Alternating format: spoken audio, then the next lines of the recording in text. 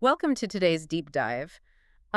We have a genuinely fascinating stack of sources to get through today. Yeah, we really do. We're pulling from articles on ancient tantric rituals, research on modern epigenetics, cellular biology, and the personal notes of a very unique investigator. It's a pretty wild mix. It is, and our mission today is to sort of unpack this strange intersection of zoology, temple sacrifices, and bioenergy science. We're going to explore how the labels we put on the world completely dictate our reality. Right. And we are doing it through the lens of, honestly, one of the most interesting people you'll ever hear about. Exactly. But before we get to him, I need you, as you were listening to this, to picture a scene, like really put yourself there. Set the stage. Yeah. So you are standing in the Kamakya temple in North India. And this isn't, a quiet place for silent reflection. It's a temple dedicated to the Mahavidyas, the tantric goddesses. So it's intense. Super intense. The air is incredibly thick with incense. There's nonstop rhythmic chanting. Bells are ringing constantly. It is an overwhelming sensory overload. I can imagine. And then right in the middle of all this intense devotion, you witness a visceral, literal ritual slaughter. Wow. Yeah, and for anyone coming from a Western background or anyone whose primary exposure to Eastern spirituality is like yoga studios and meditation apps, that is a really jarring image to process. Definitely. Because we have to wrestle with this massive initial paradox, right? We intuitively associate these ancient Eastern religious spaces with the principle of ahimsa. Which means nonviolence, right? Exactly, nonviolence. So you expect to see offerings of fruit or lotus flowers or maybe some coconut water. Right. Seeing a physical blood sacrifice of a massive animal, Yeah. I mean, that shatters those expectations instantly. And we are not talking about a chicken or a goat here either. We are talking about a giant horned animal. Right, a huge creature. Which brings us to the central figure of today's sources. A man named Osman. Osman is fascinating. He really is. He's 57 years old. He has been a yoga teacher for nearly 50 years. He's a master-level bioenergy healer. And, he also happens to be completely blind and a practicing Muslim. Talk about a unique resume. Right. So Osman was actually listening to a video documenting this exact ritual at Kamakya. And in the video, a woman gives a firsthand, deeply eerie account of the sacrifice. Yeah, and she explicitly calls the animal a bull. She does. She describes how this huge creature locked eyes with her, staring right into her face. And then, mere moments before its death, it became almost like supernaturally calm. Yeah, she describes this unnatural stillness, almost as if the animal was consciously accepting its fate in the ritual. And she goes even further than that. She claims she saw mystical, physical lights emanating from the creature the moment it died. Which is wild. Right. Now, Osman deals in mystical lights and subtle energy for a living. You would think he'd be hyper-focused on that spiritual phenomenon. You definitely expect him to latch onto the lights. Exactly. But his brain completely snags on the practical reality of what just happened. He gets stuck on the cognitive dissonance. Because of the word bull. Yes. He hears the woman say bull and he thinks, wait a minute. This is a Hindu temple in India. Right? Isn't slaughtering a sacred cow completely illegal? Not to mention, one of the biggest religious taboos on the planet. His reaction is completely logical, though. I mean, you have the ultimate sacred animal in that cultural context. Yeah. How can the most fiercely protected creature in the country be the center of a ritual slaughter at a major temple? It fundamentally breaks the rules of the environment. So Osman decides he just cannot let this go. And because he's blind, he navigates a lot of his research using AI. Which is a cool detail. Yeah, so he asks his AI assistant, Grok, to explain how this sacrifice is legally and spiritually possible without the temple being shut down immediately. And the AI spits back a biological distinction that it's pretty wild. I call it the great bovine loophole. That's a great name for it. Because the loophole hinges entirely on zoological taxonomy, which is this fascinating intersection of science and faith. Okay, break that down for us. So the AI explains that the animal being sacrificed in these specific tantric rituals is not Bolstus taurus or Bolson indicus. Meaning the traditional cows and bulls that you might see wandering the streets in Delhi.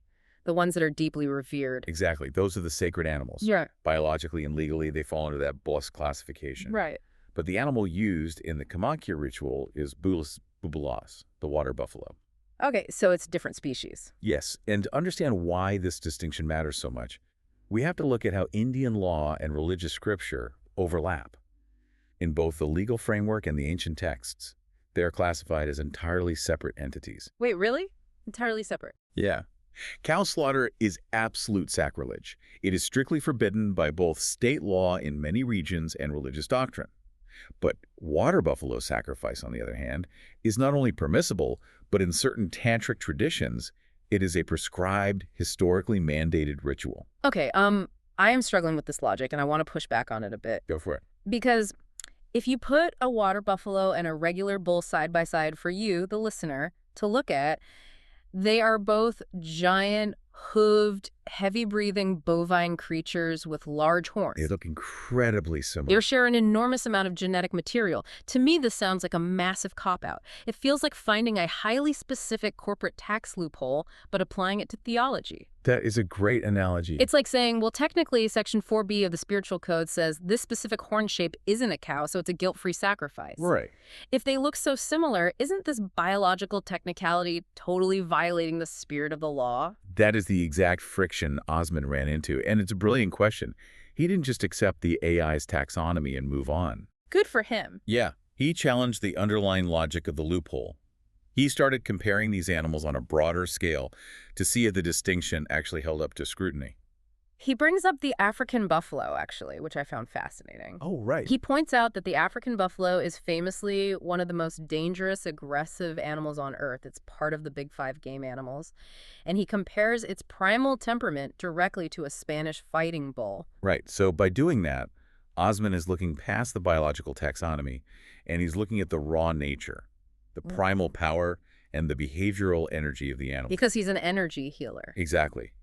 From his perspective, the bull and the buffalo project practically identical physical and energetic forces. He even points to the American bison, which, most of us just casually call buffalo. Sure. He notes a very practical reality. A bison burger tastes exactly like a traditional beef burger. It really does. The muscle tissue is nearly indistinguishable to the human palate. So he is posing this fundamental question. If the overarching spiritual goal of a tradition is reverence for these massive sentient beings, why does this massive loophole exist? It's a fair question. Why is one giant bovine completely exempt from moral protection while the other is revered as a literal mother figure? Is the morality really just drawn at the slight curvature of the horns? When you lay it out like that, it really highlights a profound aspect of human psychology. Like, we have to categorize the world to make it manageable, to make our traditions function. We draw lines in the sand. We do. But this specific line between the sacred cow and the sacrificial buffalo, it creates massive, almost unnavigable logic traps for modern spiritual practitioners. So let's get into those logic traps, because how does this actually play out for someone practicing today? The sources talk about this, right? Yeah, they do. The sources reference a very popular modern tantric practitioner named Jari Nandi, and Nandi attempts to synthesize this ancient tradition for the modern world. He boils down what it means to be a Hindu today into 3 clear rules. Let's hear them. Rule 1, you need to have knowledge of the scriptures. Rule 2, you must worship a deity. And Rule 3, which he emphasizes as the absolute unbreakable rule, you must never, ever eat beef. Okay, wait. If his unbreakable rule is no beef, how does that work at the Kamakya temple? This is where it gets tricky. Because the sources mention that after the water buffalo is sacrificed, the meat doesn't just get discarded, it is cooked and it is eaten by the practitioners as prasad. Right, and prasad is a blessed religious offering. So by consuming it, you are internalizing the blessing of the deity. So here is the trap. If you are a biologist or just, an observant person, a buffalo is basically a cow, which means its meat is basically beef. Sure. So the tantric practitioner eating that blessed offering is actively breaking their own most fundamental rule. Well, under a biological worldview, yes. But because of that zoological tax loophole you mentioned earlier, the practitioner is saved by a technicality. Unbelievable. The scripture and the law explicitly define buffalo as, quote-unquote, not beef. So in their minds, their theology remains totally intact. They haven't broken the rule. That still feels incredibly convenient. Like, it feels like they are playing word games with their own morality. To an outsider, it absolutely looks like a word game. But we really have to understand the internal logic of the practitioner here. Okay, explain that. For them, this isn't just a cynical technicality. It is about an indictable landscape of energy. Energy again. Exactly. Yeah. In this worldview, the cow possesses a fundamentally pure, maternal, sustaining energy. The buffalo, however, possesses a darker, more primal, fierce energy. Okay, I think I see where this is going. Right. The tantric ritual requires that specific fierce energy to appease the goddess. So to them, confusing the two would be like confusing water and gasoline just because they're both liquids. Okay, the energetic worldview versus the biological worldview, that is actually the perfect pivot to look closer at Osman himself. Yeah, let's talk about them. To really understand why he is so fixated on auditing these categories, you have to look at how he categorizes his own life. We touched on his resume earlier, a blind Muslim bioenergy healer who has taught yoga for half a century. His religious background is the key context here. Tell us why. Well, in Islam, there is absolutely no religious prohibition against eating beef. It is perfectly permissible. Right. So when Osman severely restricts his diet, he is not doing it to follow religious doctrine or to please a deity. He's doing it for purely functional, mechanical reasons related to his bioenergy work. I want to walk our listener through this diet, by the way, because it is intense. It's extreme. He follows a raw, cruciferous, vegan-centered diet. He consumes 0 sugar, 0 processed carbohydrates, and 0 spices. Wow. But the detail that stopped me in my tracks was this. He eats absolutely no onions and no garlic. Which sounds crazy to most people. I cannot imagine cooking without garlic. It's the foundation of flavor. Why would an energy healer ban root vegetables? To understand that, you have to look at how Ayurvedic medicine categorizes food. Okay. Ayurveda doesn't just look at macronutrients. It looks at how food alters your neurochemistry and your subtle energy. And onions and garlic are classified as heavily ojasic and tamasic. Let's break those terms down. What does that actually mean for his body? So it means they have specific physiological effects. Ojasic foods can be intensely overstimulating. Like they can slightly agitate the nervous system and increase heat in the body. Got it. And the other one? Tamasic foods are associated with lethargy, heaviness, and stagnation. They sort of pull your energy downward. Okay, so how does that affect Osman? Well, Osman relies on sensing and manipulating incredibly subtle energetic frequencies. And especially since he is blind, his other sensory inputs are highly, highly calibrated. So he's super sensitive. Exactly. Eating garlic, in his view, introduces this low-grade inflammation and neurological static. It's like trying to listen to a faint radio station while someone is running a blender in the background. Oh, that makes sense. Yeah, it interferes with the pure signal he needs to receive. So he treats his body like an elite Formula One car. He is constantly tuning the engine, refusing to put in any cheap fuel. That's a good way to put it. But this is where the story takes a hilarious turn and where I really need you to explain his logic. Because the sources detail what I'm calling the pizza incidents. Yes. These incidents perfectly illustrate what happens when rigid discipline collides with the messy reality of the physical world. Right. So we have a guy who refuses to eat a microscopic piece of garlic because it alters his frequency. But a few years ago, someone gives him a chicken pizza. And Osman, who has a deep ethical aversion to wasting food, just eats the chicken pizza. Just eats it. On another occasion, a friend brings him a vegetarian pizza, but it turns out to have a meat-stuffed crust. He realizes this halfway through the meal, but he finishes the entire thing anyway so it doesn't go in the trash. It's pretty funny. I have to ask, is he just a massive hypocrite? How does a strict vegan energy healer justify eating meat-stuffed crusts while simultaneously claiming garlic will ruin his abilities? It looks like a glaring contradiction for sure, but Osman frames it as advanced energy math. Energy math. Yeah, he explains the mechanism behind it. He admits that 20 or 30 years ago, eating that meat-stuffed crust would have been disastrous for him. Because he wasn't used to it. Right. As a beginner, his energetic system was fragile. The heavy, dense energy of the meat would have completely blocked his telepathic abilities and shut down his healing resonance for days. It would have flooded the engine. Exactly. Flooded the engine. But his argument is that after 50 years of relentless daily conditioning, his metabolic and energetic systems are massively robust. Oh, I see. A single pizza simply doesn't have the physiological power to derail him anymore. His internal frequency is too strong to be disrupted by a momentary lapse in fuel. He still avoids it by choice most of the time, but he isn't fragile. So he basically weighs the moral weight of wasting food against the physical toll of the meat. And his system is strong enough to absorb the hit. Precisely. He has built a custom operating system for his life. He deeply respects the ancient traditions of yoga and Ayurveda, but he refuses to be trapped by them. He tests They relentlessly test them against reality.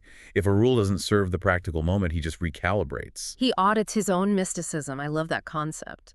And that willingness to audit the rules, to demand that spiritual practices make sense biologically, leads to the most explosive part of his investigation. Oh, sleep stuff. Yes, he decides to completely dismantle one of the most revered pieces of advice in the modern yoga world.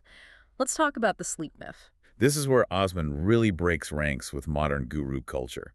He takes direct aim at some of the biggest, most influential names in global spirituality. The sources specifically mention his critique of Sadhguru, right? Yeah, they do. The myth he is attacking is this incredibly pervasive idea that if you are truly spiritually advanced, your body transcends basic biological needs. Right. The gurus stand on stage and say, oh, I only sleep 3 to 4 hours a night.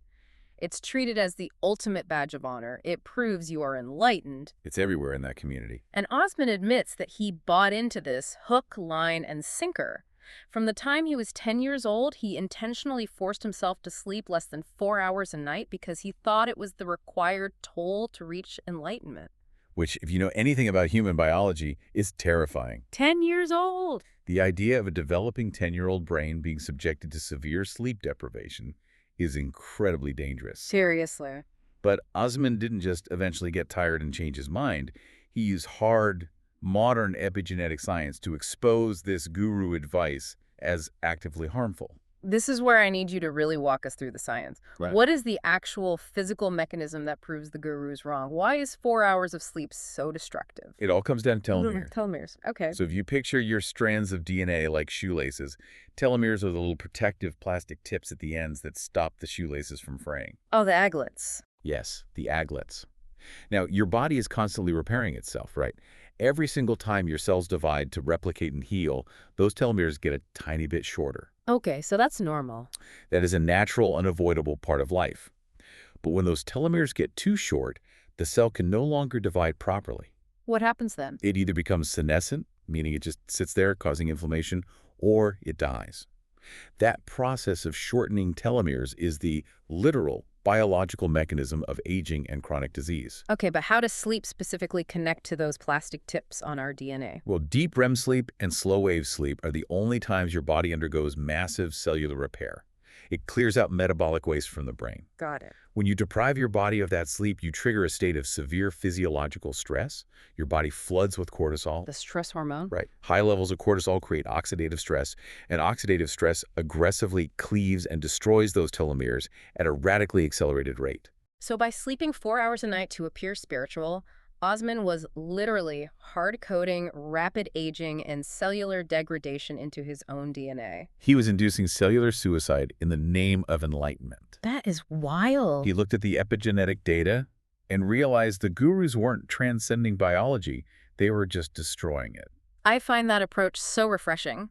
We can call it spiritual empiricism. I like that. It takes immense courage to use modern science to audit ancient mysticism. He looks at a revered guru and says, show me the biological mechanism. If it destroys my cells, it's not spiritual. And the contrast in what he offers instead is brilliant. He doesn't sell people on unattainable, dangerous deprivation. He pivots entirely to hyper-practical efficiency. Exactly. Right. The sources mention he offers these $5 telepathic anxiety fixes, and he designs these ultra-condensed 5-minute yoga protocols. Yeah. How does a 5-minute protocol replace hours of sleep or meditation? The theoretical mechanism there is rapid nervous system regulation. Instead of trying to force the body to survive without sleep, his protocols aim to rapidly activate the parasympathetic nervous system, the rest and digest state. So it calms you down. Right.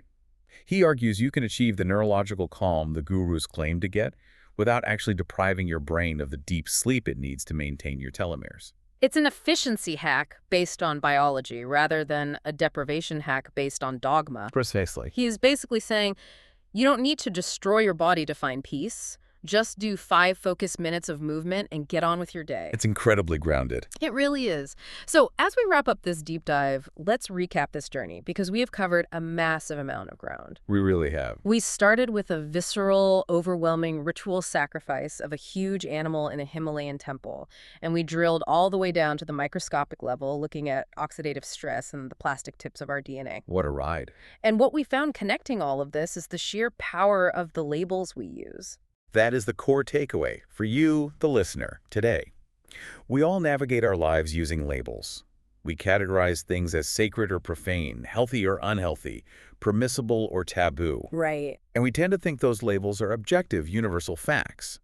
But what Osman's investigation into the bovine loophole shows us is that these labels are often just arbitrary lines drawn in the sand. They are legal and scriptural constructs, designed to let us keep our traditions alive without feeling guilty. Exactly. We stare at the map and completely ignore the actual landscape in front of us. We get so caught up in the technical definitions, like whether a buffalo counts as beef, Yeah. that we lose sight of the physical reality of the action. Yeah. We trick ourselves into thinking that changing the name of a thing changes its nature. Which brings me to a final thought I want to leave you with.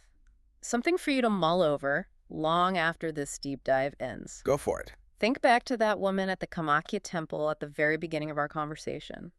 Think about her locking eyes with that massive animal right before the sacrifice. It's a haunting image. If the only line separating an animal that is worshipped as a mother from an animal that is ritually slaughtered is a slight variation in genetics in the shape of its horns, and has absolutely nothing to do with its capacity to feel fear or its capacity to feel pain, how do you draw the moral lines in your own life?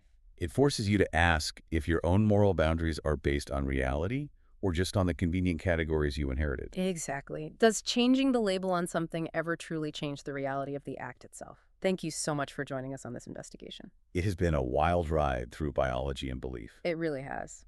We will be back with more fascinating insights on the next deep dive. See you then.